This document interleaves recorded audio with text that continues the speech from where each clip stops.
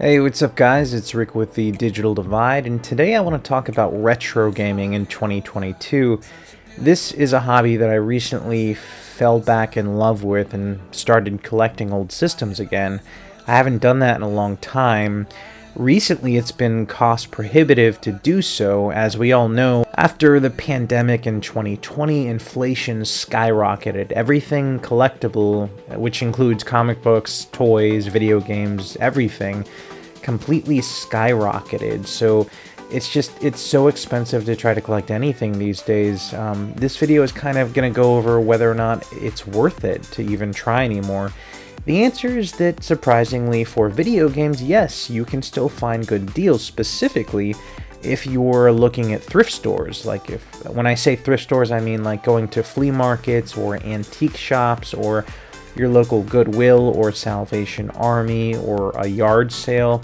You can still find some pretty amazing deals. It's becoming increasingly more rare, but it's still possible. For example, I found this in the box Intellivision game called New Atlantis, and it's in pretty great condition and complete in the box. You just don't see this a lot.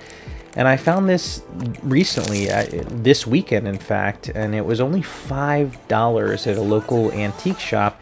It came with the original instruction manual in great condition. Look at that amazing artwork. And then inside of that was the original envelope to send in this flyer to join the Thumb Club. It had the original controller inlays as well as the game itself, which was pretty much in brand new condition.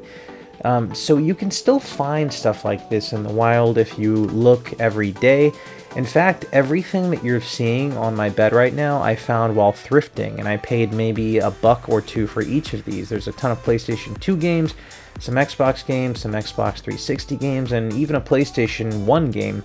Now, I did a video a little while back on modding a Nintendo Wii in 2021 and also soft modding a Sega Saturn in 2021. In those videos, I mistakenly opted for an HD adapter for both systems, so I bought an HD cable to try to play these games on a modern 4K TV. That turned out to be a huge mistake. These games, no matter what, were meant to be displayed on a CRT, an old school CRT TV. These things are big and bulky and inconvenient, but they look amazing when paired with a low resolution system. So I ended up building a tiny little retro gaming station in my apartment. So this PlayStation 2 I found while thrifting. It came with 2 controllers that are in amazing condition, and the system works flawlessly, and I only paid a whopping $25 for it. This Nintendo Wii I picked up about a year or 2 ago.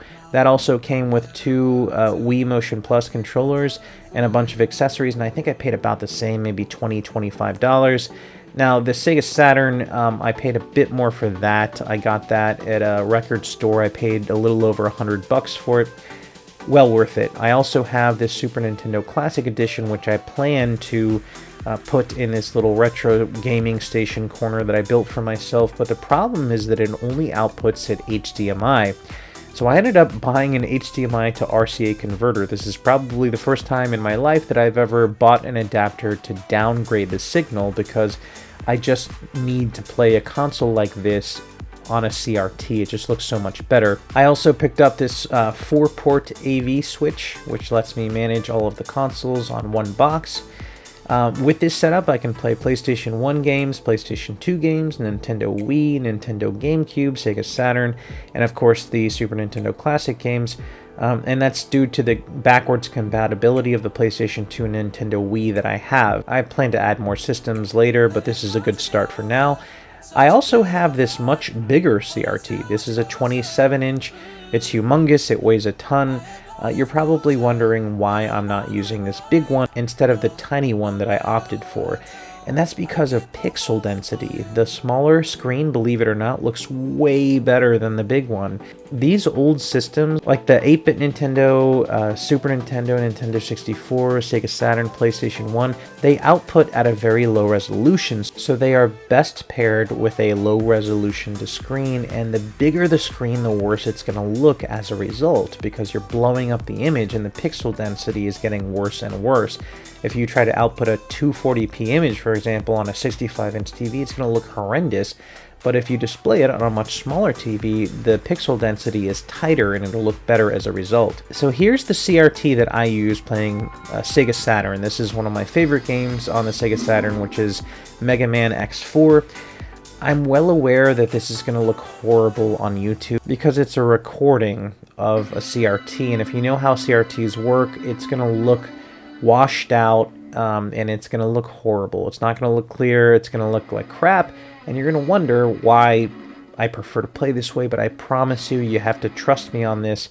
In person, the CRT looks so much better than it does on a modern TV. The image looks crystal clear, the colors look really deep and they pop. It's just a beautiful gaming experience, and it really made me fall back in love with retro gaming when pairing these old systems with a CRT.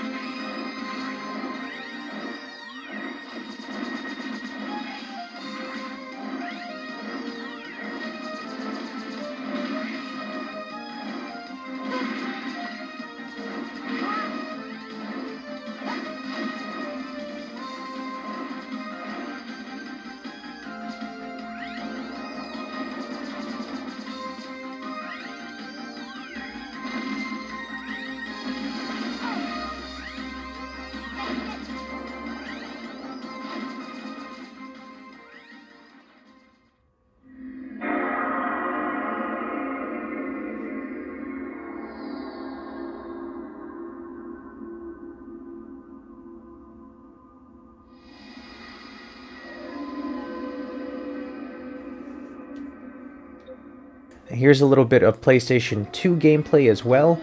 This is one of the best racing games ever made, Burnout 3, and even on a system that is a little bit newer than, you know, the Sega Saturn, obviously, it still looks great. It looks amazing on this screen because it's only outputting at, I believe it's 480p, which is still a really good fit for this.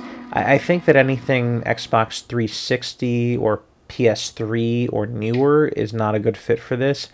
For that, you're going to want a newer display. And we've also got the Nintendo Wii here, which is one of my favorite systems ever made. If you've watched any of my previous videos, you've probably seen the one where I modded my Nintendo Wii, so I actually have it set up on an external hard drive, and it has hundreds of games that I can play whenever I want to on that hard drive, which makes this so convenient. And I spend a lot of time with the Wii, and it looks excellent on this CRT. And again, I think PlayStation era, original Xbox, the Wii, GameCube, that's probably anything that generation or before is best played on a CRT.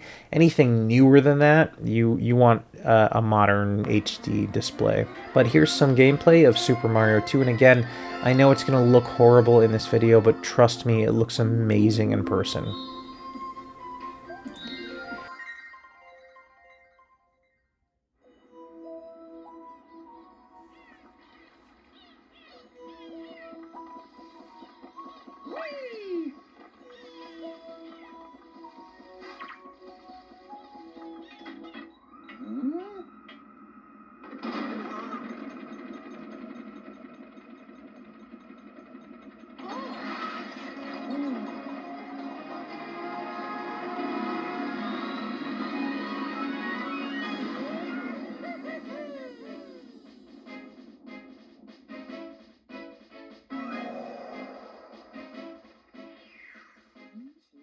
So I guess my point in making this video is that if you are interested in collecting video games again and you want to relive some nostalgia from your childhood, it's not impossible to find great deals. It is increasingly becoming harder and harder, but If you look in the right places, it is absolutely doable. I've found dozens and dozens of games in the last month or so that I didn't expect to find in the wild. Especially if you're okay with collecting just the CDs without the original cases, you can get really great deals.